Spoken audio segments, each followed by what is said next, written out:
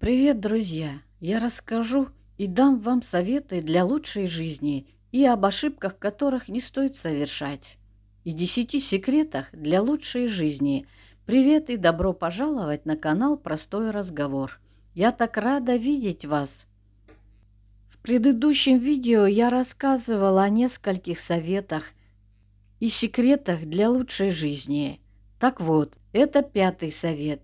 Не игнорируйте свою интуицию. Ваша интуиция невероятно сильна на самом деле. Следует довериться своему первому чувству. Любой ситуации, потому что ваша интуиция 99,9% случаев оказывается верной и направляет вас в правильное русло. Каждый раз, когда я игнорировала свою интуицию, я совершала ошибки. Каждый раз.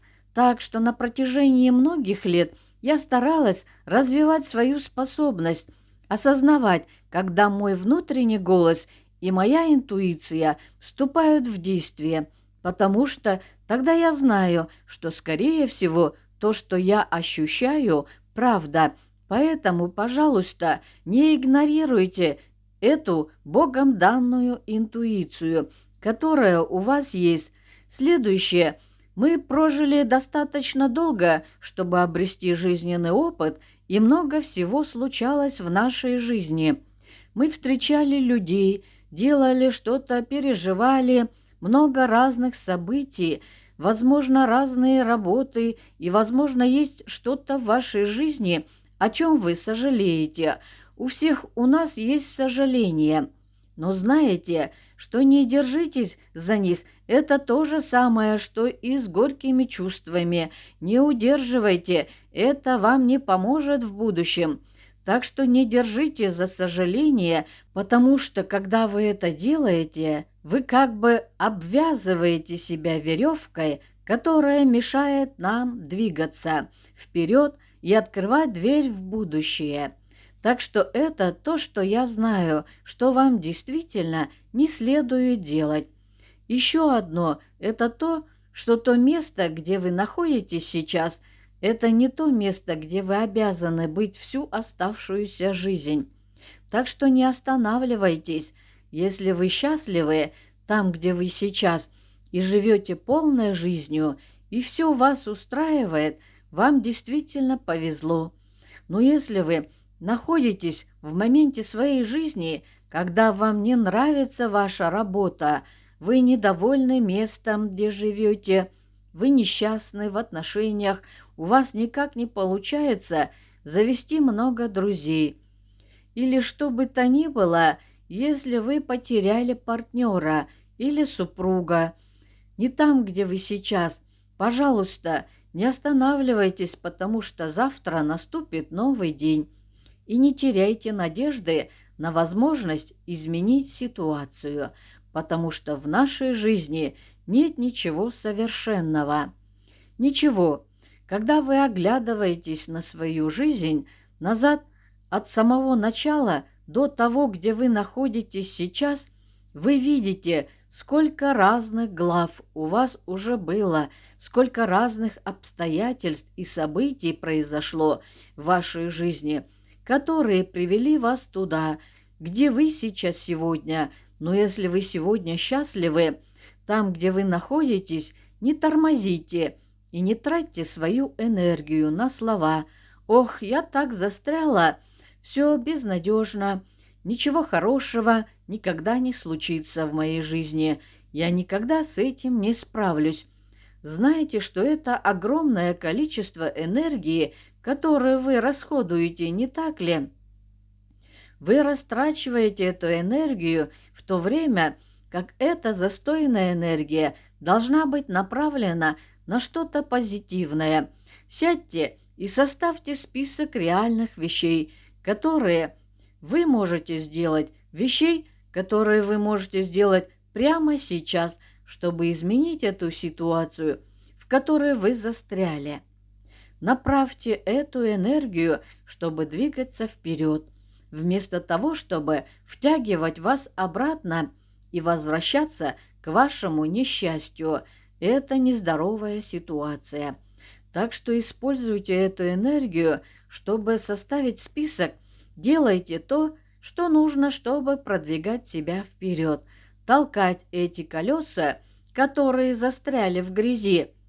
Выбирайтесь оттуда, выйдите из этой ситуации, если вы очень недовольны тем, где вы сейчас. Еще одна важная вещь, которая, на мой взгляд, очень важна.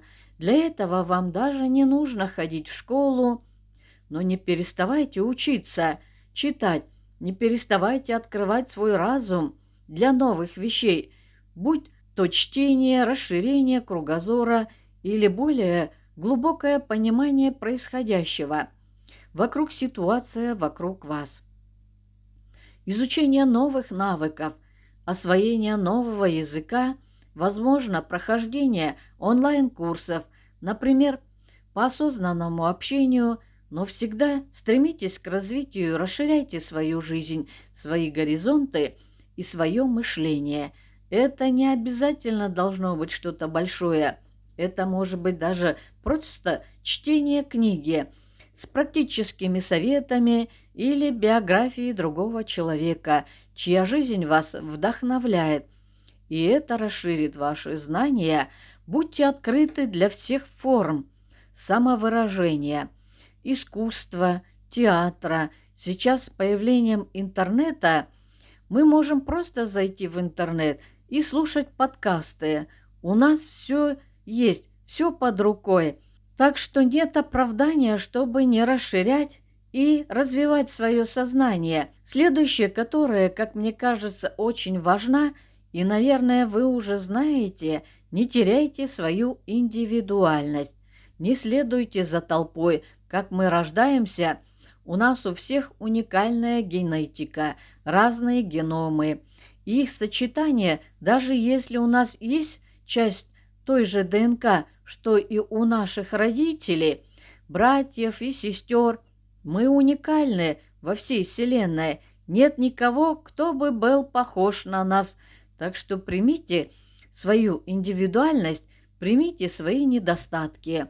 У нас у всех нет идеального тела, лица, разума, условий, жизни идеальной, жизни в целом ни у кого из нас нет всего этого в совершенстве. Но примите свою уникальность. Это действительно очень важно для вашего счастья. Как я уже говорила, нет никого похожего на нас. Так почему бы не любить себя? Примите все в себе, потому что вы такой особенный, уникальный, и никогда не позволяйте никому убедить вас, что вы не прекрасны и не уникальны. 10 совет. Это для родителей, включая меня. Это для всех нас, кто воспитал детей и отправил в большое плавание из своего гнезда. Всегда поддерживайте своих детей, но никогда не ожидайте, что они вернут вам все то, что вы для них сделали. Это наши ожидания, которые мы не должны возлагать на своих детей. Мы ожидаем, что они чего-то достигнут в своей жизни. Это другое, но не ожидайте, что они оплатят нам тем же за то, что мы сделали для них. Потому что если мы избавимся от этих ожиданий и развяжем этот узел, который, знаете, привязывает нас к ним, и скажем: «Ох, я сделал это для тебя, и ты должна мне, почему ты не делаешь этого для меня?» Когда вы и ваши дети не чувствуют этот груз ожиданий на своих плечах, знайте, что это побуждает их делать для нас еще больше. Это просто человеческая природа. Если кто-то, например, вы любите торты, сладости или, скажем, чипсы, у вас небольшой лишний вес, и ваш муж или кто-то другой говорит: «Не ешь, от этого ты толстеешь. Ох, тебе лучше не есть, от этого ты полнеешь». Вы начинаете есть еще больше, потому что этот груз критики и ожиданий того, кем вы должны быть, возвращается к вам. Но если никто не следит за тем, что вы едите и что вы говорите, Если вы сами управляете своей жизнью и тем, что вы едите, вы можете посмотреть в зеркало, встать на весы и сказать: «Знаешь, что я набрала около 5 килограмм, лучше мне скинуть», и начать следить за тем, что ем, и вы готовы это сделать, потому что это был ваш выбор. Когда у ваших детей есть выбор, это по-настоящему прекрасно. И такое обычно происходит, если вы ничего не ожидаете от них взамен.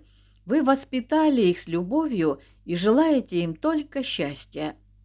Итак, это мои советы о том, как избавиться от бремени, которое мы возлагаем на себя. Мы не должны этого делать, если хотим жить полной и свободной жизнью. Напишите в комментариях свое мнение. И до скорой встречи!